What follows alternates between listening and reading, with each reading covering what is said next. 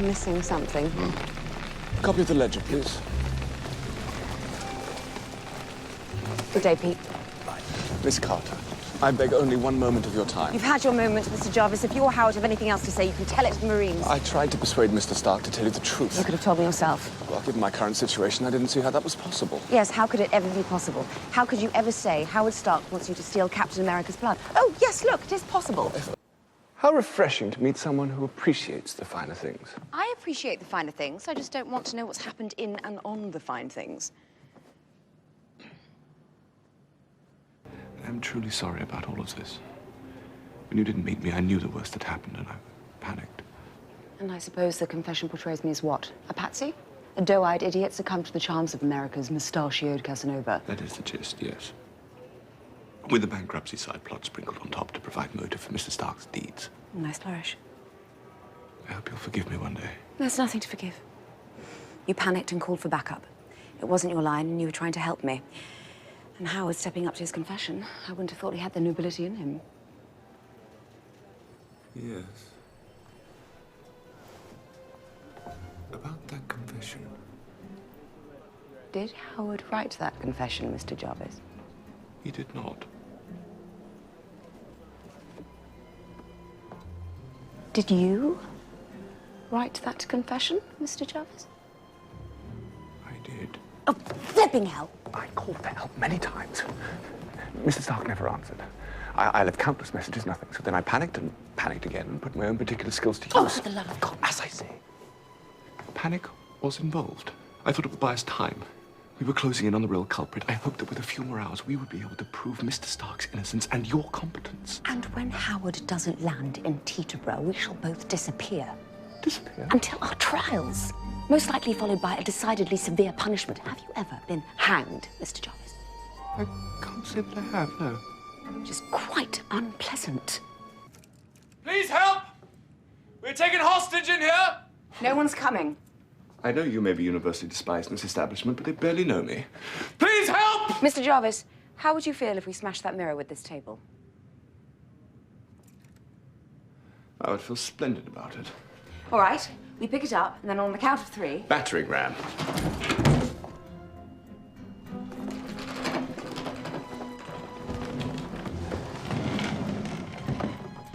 Ready?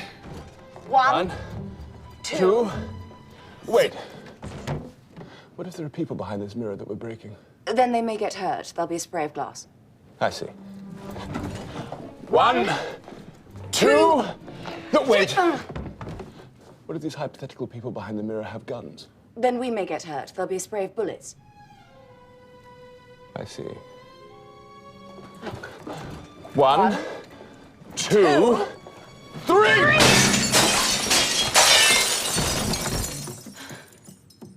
No people. Everybody wins. I've just thought of something. We're still attached to a table. We are still attached to a table. What the hell is going on in here? Russian sable, custom made. Perhaps one night. Splendid. Regarding our other matter, I checked through Mr. Stark's files, but found no mention of Leviathan. I couldn't find anything at the SSR either. What about the two gentlemen with the unusual... New York hospitals had no record of laryngotomy patients fitting those descriptions within the last 3 years. I think those quiet men are from out of town. So I've got 2 foreign agents with no voice boxes fighting over a milk truck full of experimental implosives. Just another day at the office. No, I wish. The Daisy Clover Dairy opens at 5. We need to find that milk truck. I'll be standing by with the car at 10:02. You've nearly been killed once, Mr. Jarvis. Others have been less fortunate. I think it's best I should carry on alone. Oh. On occasion, Mr. Stark enjoys adding a theatrical element to his romantic endeavors. Is that what he calls it? Oh, yes, this could prove useful. Oh, don't be lewd. Jarvis residence. I don't have long, so listen very carefully. I need you to dispose of Howard's car. I beg your pardon?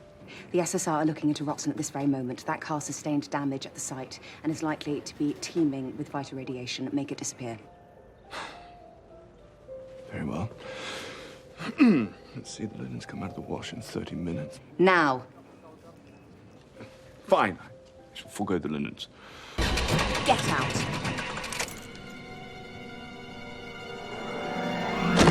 Car trouble. Nothing that can't be fixed. What the hell are you doing here? Mr. Stark asked me to help you, and so I have. I sabotaged the motor. Move and I shoot. I thought you'd be more impressed. Well, I'm not. I told you I don't need your help. An ideal butler provides service without being asked. Ugh, put it back. I need to drive this thing out of here. Won't be a moment. A bit of a snag, actually. I'm afraid Mr. McPhee's left the premises. I did find this. Don't shoot yourself in the face. Comfortable back there, Mr. Jarvis. Perfectly, thank you. These racks of explosives are distracting me from the smell of stale milk. Oh, good. You did say you wanted to help. Take the Lincoln Tunnel back to Manhattan. And stop fidgeting. Nothing's going to happen.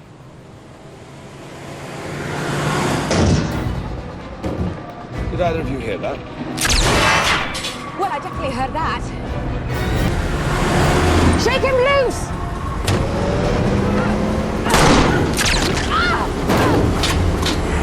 Shoot her!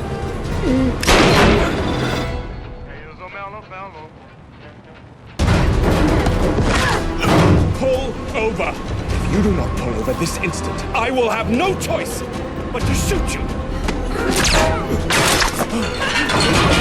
For God's sake, will you please stop shooting things? Miss Carter! I hear it! Get Brannix! Jump clear! What?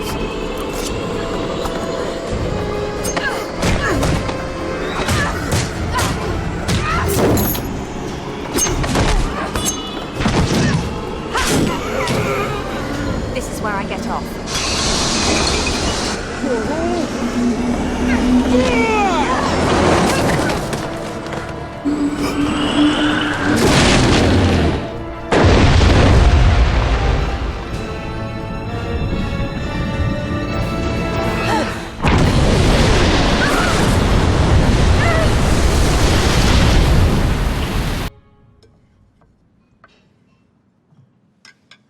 Edwin, leave the dishes. I can take care of it. Anna, darling, I'm going to take you up on that offer. The day beckons. I'll be in the garden. Love you. And you?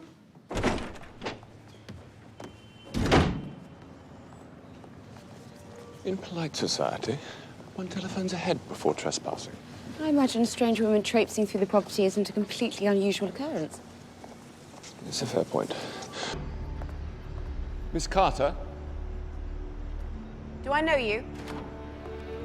Oh, we haven't had the pleasure, but we may yet. You're coming with me. The next time you approach a woman in a dark alley, you might introduce yourself. Well, I shall endeavor to remember that, provided my concussion isn't too severe. Should you need me, call any time before 9. What happens at 9? My wife and I go to bed. 7 o'clock, Sherry. 8 o'clock, Benny Goodman. 9 o'clock, bed. You're new to espionage, aren't you? Far from it. Last summer, I caught the cook pocketing the good spoons. Are you saying Howard Stark buys a bracelet for every Oh, woman no. he's... Yes. He considers it a parting gift to commemorate their time together. Mr. Stark demands only the highest quality diamonds, the highest carat of gold. Any girl would be lucky to wear such a fine piece. Would you like to try it on? Oh, thank you very much. If we could just see the list, we'll be on our way. Anything for friends of Mr. Stark? Oh, it's shorter than I thought it would be. How could he possibly meet this many women? Well, the Academy Awards is a very busy time. What are you doing? A large portion of the women on this list are well-known actresses, models, and socialites. Publicly established for several years, they can be disregarded. Well, I wouldn't dismiss her. You think Ginger Rogers is a Russian assassin? We should have seen her eyes when I escorted her from Mr. Stark's villa. The darkest gates to the abyss. Into the breach! Aren't you coming? I thought I might sit this one out, actually. I need you to positively identify these women. Stop dawdling and come along. It's just that with Mr. Stark's tendency to, Prematurely evacuate? when he ends a relationship, he prefers to do so by proxy, and that proxy is me. Suffice to say, these encounters could be disagreeable. We're not having dinner with these women. I just need to see their wrists. You're looking for the bracelet? Not quite. The girl in Russia had scars on her wrists from being cuffed to the bed. If my theory is correct, our spy will have those same scars. Surely you could devise a way to see these women's wrists without involving me. Maybe, but it'd be more complicated and less fun. Come along, Mr. Jarvis.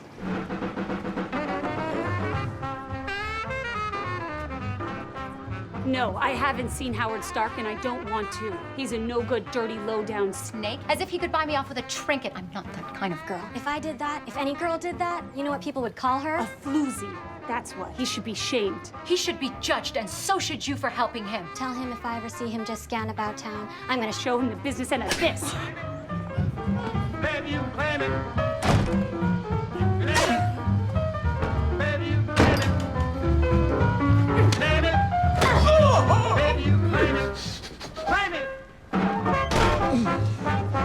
Mr. Stark would seem to have an unfortunate attraction to violent women.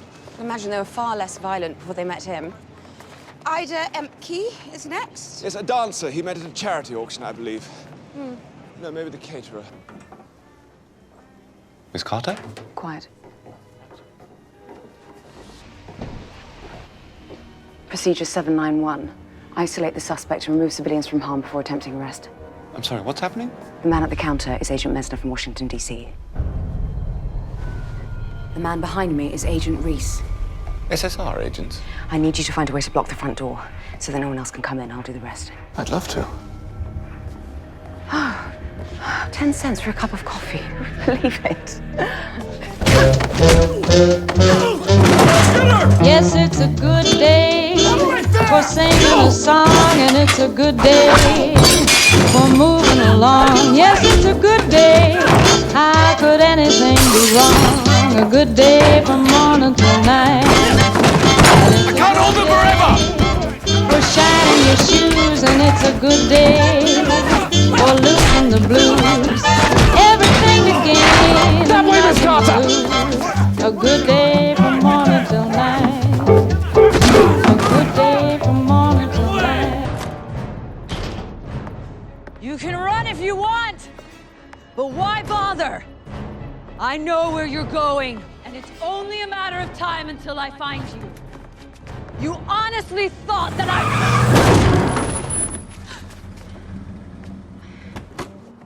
Jarvis, you just hit a woman with my car. I know, sir. She's a two-time Oscar nominee. Miss Frost is quite resilient. She's fine. Trust me. Sorry, got turned around. Everybody in the cars, please. Quickly now. Oh, good, she's awake. Miss Underwood? Jeeves. I was just wondering what type of firearm I'd be carrying this evening. That would be no type. You can't be serious. If I give you a gun, she's only going to take it from you. I take deep offense at that remark.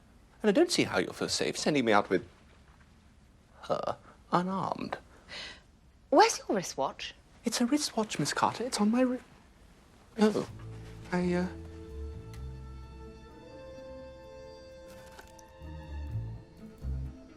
Sorry. Fine. A knife, then. Or a cane with a sword hidden inside. Oh, excuse me for one moment.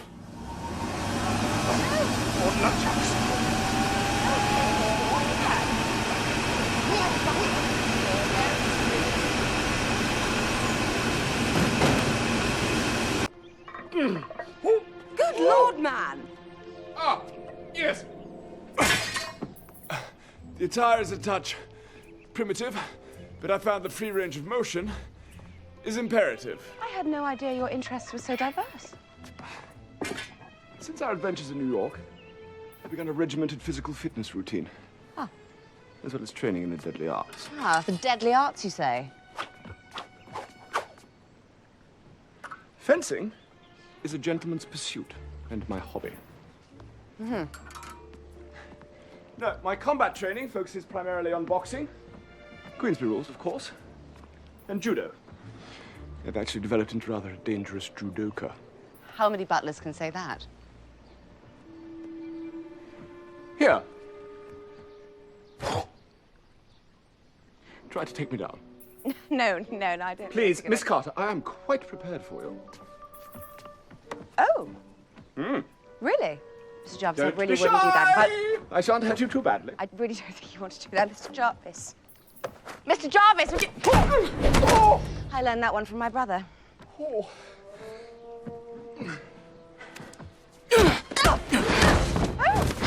Mr. Jarvis! Good morning, you two. Did he catch you with his patented tortoise of fury? Oh, is that what he's calling it? I do wish you'd allow me to drive you, Miss Carter.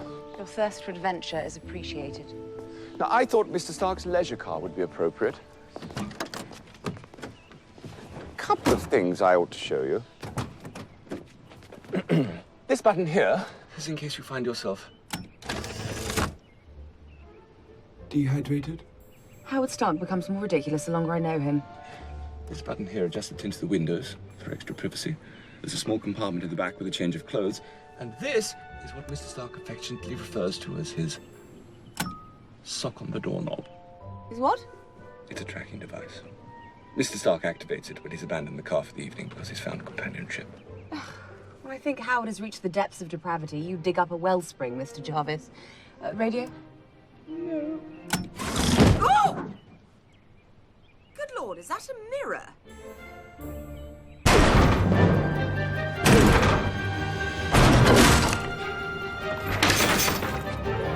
Damn.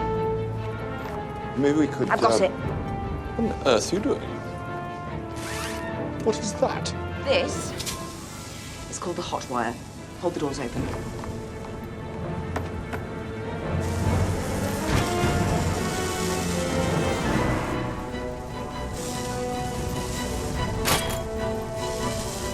Miss Carter, if we're to be successful, it's important we're able to work together. What are we supposed to do now?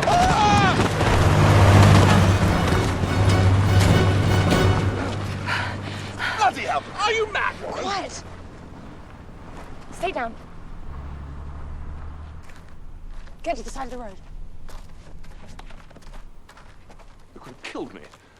Are you or are you not free from capture, Mr. Jarvis? Oh, yes. How wonderful. Here we are. Safe in the middle of a bleeding wasteland. What on earth are we supposed to do now? We walk. We walk? We walk? This is your grand plan? Throw me from a moving vehicle only to kill me in an inferno? What a magnificent idea. What skill! What grace under fire! You've really proven your worth to God and country this time, Agent Carter. Right then. This really isn't necessary, Mr. Jarvis. We could have just brought the Woody closer. And scratch the paint with those heels. I'm perfectly happy to give you a boost. We have to be in and out before they open for business.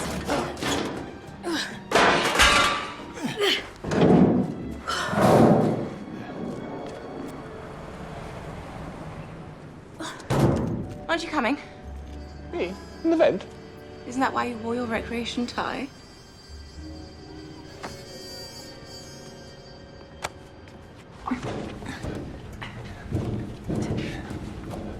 It's freezing in here. Oh, this is bringing back terrible memories. To the last time that you stole a corpse? No. Apricot preserves. My granny's house. In the cellar. Cold, cramped, and teeming with spiders. That's it. If you had to guess at the probability of spiders nesting in an oven... I'm quite certain we're safe, Mr. Jarvis. Mr. Jarvis. Thank you for collecting me. I hope it wasn't a bother. Not at all. I'm delighted to see you again. Shall we? Mr. Jarvis. Yes? I understand Howard came out west for a defense contract. He did. And you did say you came out here to arrange his estate. I think I see where this is heading. What I don't understand... You're puzzled, perhaps. Puzzled, yes, that's a word. It's the flamingo, isn't it? It is indeed, the flamingo. Regrettably, you are not the only house guest to whom Mr. Stark has extended an invitation. Meet the newest member of the Stark Mansion menagerie, Bernard. Bernard? Bernard Stark, to give him his full name. Where is Howard? Mr. Stark's latest hobby keeps him quite busy. He's opening a moving picture studio. Fancies himself to be Cecil B. DeMille. Fatty Arbuckle, more like. I'll rent a car and get out of your hair as soon as possible. Oh, no, with Mr. Stark out of town, I can easily shuttle you from place to place. I would never dream of such an imposition. Miss Carter, you have no idea how foreign Los Angeles will seem to a civilized person such as yourself. They eat avocados with everything. The foliage is preposterous. Take the palm tree. Would you trust the structural integrity of such a thing? I suppose not. They afford no shade. Everybody says it's a very dry heat, but that doesn't mean it isn't unbearably hot. And worst of all, the drivers are both abundant and abundantly irresponsible. Well, The suspect is Detective Andrew Henry, LAPD. He is armed and dangerous. Approach with caution. Oh, is it broken? you'll live. Keep your head back. Of course I'll live. I'm worried about the aesthetic. Anna's absolutely mad about my profile.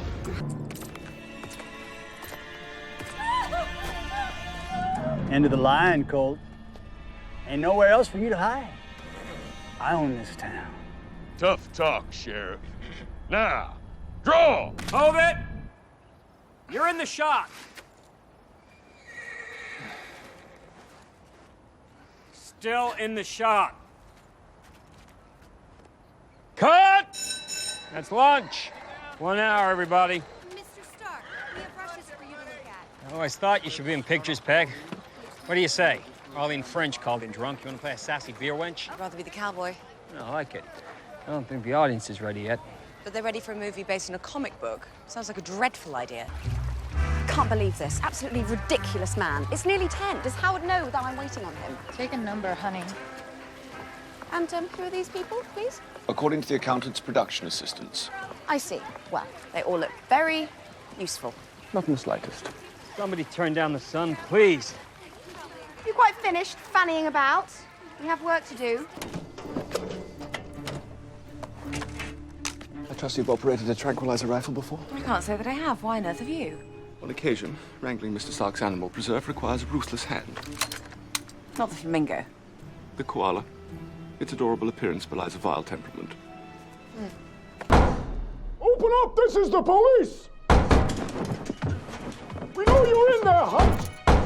Come out right now with your hands up! Oh. Mom, please go back to your domicile and shut the door. And shut the door. Thank you. Oh! That's it, Hunt! Time's up! I'm gonna come in and start squirting lead!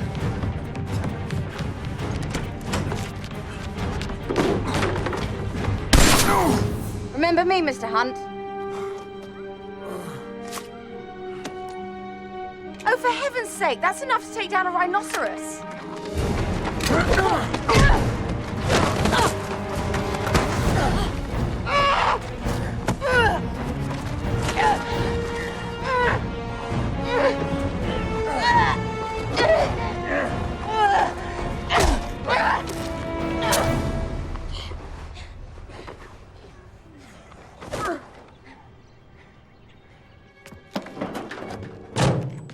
Easy as pie. Mr. Jarvis, you're right. Marvelous. Chief Sousa, what brings you here? Thompson called. He approved your vacation days, but he's not very happy about Thank it. you so much for coming to deliver the message. I know you're very busy. Let's start off. I dug a little deeper, got some stats on Whitney Frost. Wonderful, very good. I will dive Agnes right into Cully them. got discovered in front of the Olympic Movie House in '34. They gave her a flashy new name, put her in the pictures. She became Anvil Studios' top earner by '38. Fascinating. Is that in the file? I will read it directly. You okay? Of course. Because I know when somebody's trying to brush me off. Rushed. Ew. What happened to him? An overindulgence of drink.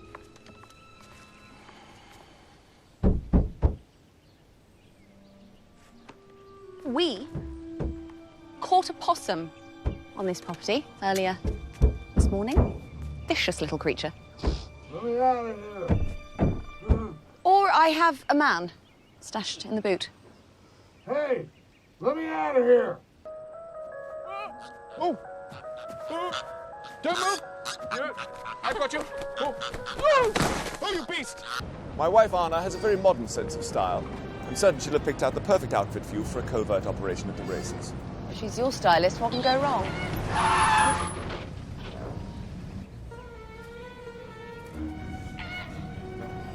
I couldn't maneuver him into his enclosure. He's the devil in pink.